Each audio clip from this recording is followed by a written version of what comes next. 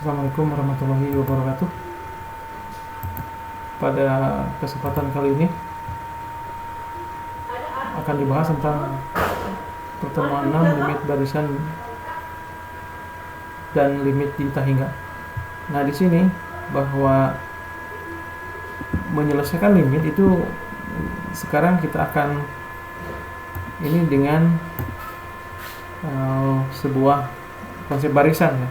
Nah, di mana konsep barisan ini bahwa untuk setiap barisan xn yang konvergen ke C, maka fxn adalah konvergen ke L. Nah, sebaliknya, jika xn tidak sama dengan C ataupun xn tidak konvergen ke C, maka fxn akan juga tidak konvergen ke L ataupun dikatakan dia tidak punya limit. Nah, sekarang contohnya seperti ini ya. Jadi limit 1 per x mendekati 0 itu tidak ada. Bagaimana caranya? Nah, sekarang kita cari barisan yang konvergen ke 0. Kita misalkan di sini barisannya adalah pi ya. Ya, pi-nya kita ambil, px-nya adalah 1 per x. Ya, maka kita akan misalkan dalam sebuah barisan jadi xn sama dengan 1 per n untuk n anggota n. Nah, jelas bahwa limit xn adalah 0. Tetapi pi xn itu jadi 1 per n jadi n, sedangkan n sendiri adalah divergen. Jadi seperti ya, sehingga limit ini tidak ada ataupun limit ini tak hingga. Jadi dalam definisi limit bahwa limit tak hingga itu sama dengan tidak punya limit. Nah, sekarang teorema limit sudah disampaikan, ini hanya mengingat kembali bagaimana kalau yang lain ya, ini materinya bisa dipelajari. Nah, ini limit di tak hingga ya, yang akan dibahas sekarang. Syarat yang pertama bahwa sebuah limit itu harus ada domain. Di sini adalah A subset dari N, ada C titik cluster ya, ada bentuk limit ini ya, ada bentuk limit ini ya. Nah, limit f tak hingga ketika x nya mendekati C ya. Ini limit di tak hingga ya. Limit tak hingga ini, bukan limit tak hingga, limit tak hingga. Nah, jadi apa definisinya? Nah, di sini kan tentu tidak ada epsilon. Ya, yang ada adalah delta. Sehingga kita misalkan ada A, ya, ada A.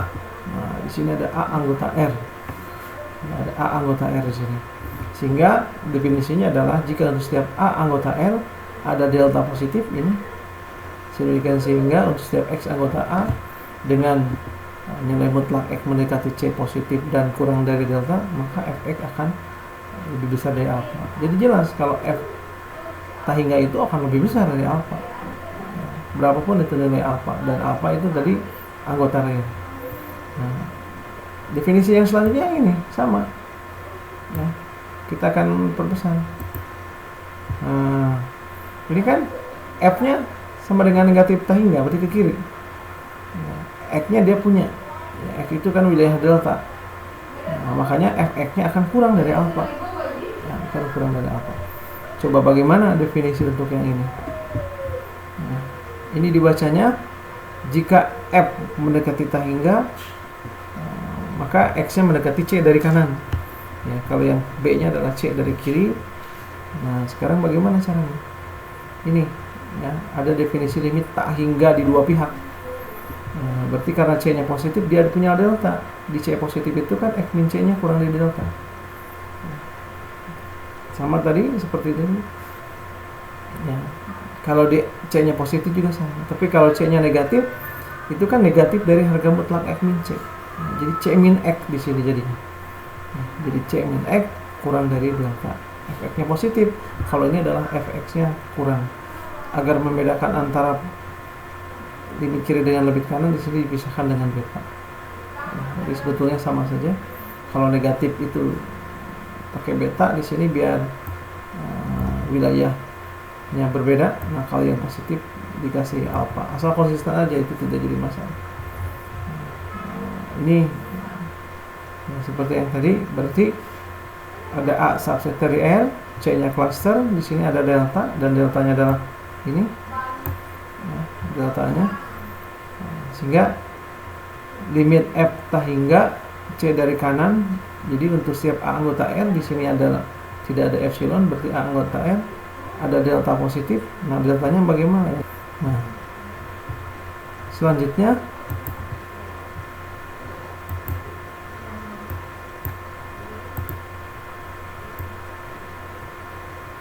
materinya untuk yang ini bagaimana?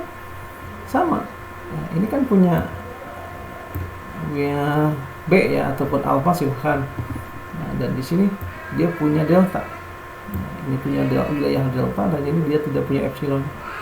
Nah, sehingga kita ngambil definisi yang ini, berarti untuk setiap alfa anggota R ada delta positif. Nah, sehingga menulisnya seperti ini. Nah, ini karena wilayah C-nya dari sebelah kiri, ya, dan ini adalah efeknya kurang dari ini. Nah, sekarang bagaimana caranya jika ada soal yang ini? Nah, buktikan bahwa limit 1/x, x-nya mendekati 0 dari arah kanan. Nah, bagaimana caranya? Ini tentu menyelesaikannya dengan pendekatan epsilon delta. Nah, pertama, analisis pendahuluan seperti biasa. Apa sih yang dicari adalah deltanya. Nah, karena deltanya itu ada di x, ada di x, sehingga di sini fungsinya akan diuraikan dulu. Nah, seperti yang tampak seperti ini. Ya. Kita pilih x kurang dari 1 alfa, deltanya sama dengan 1. Jadi ini adalah terbukti. Silahkan, ini juga bisa silahkan dicoba. Ini cara-caranya. Nah, ini ada manipulasi aljabar, karena yang akan dicarinya adalah x min 9. Nah, maka di sini ada 10 min x per 9 min x ya. Jadi agar lebih memudahkan saja, kita ubah jadi 1/9 min x tambah 1 kurang dari beta. Nah, hasilnya kan jadi seperti ini. Nah, karena yang akan kita cari adalah x min 9, sehingga yang diatur, maka x min 9 akan kurang dari 1/1 min beta. Jadi ini adalah deltanya. Ini adalah deltanya.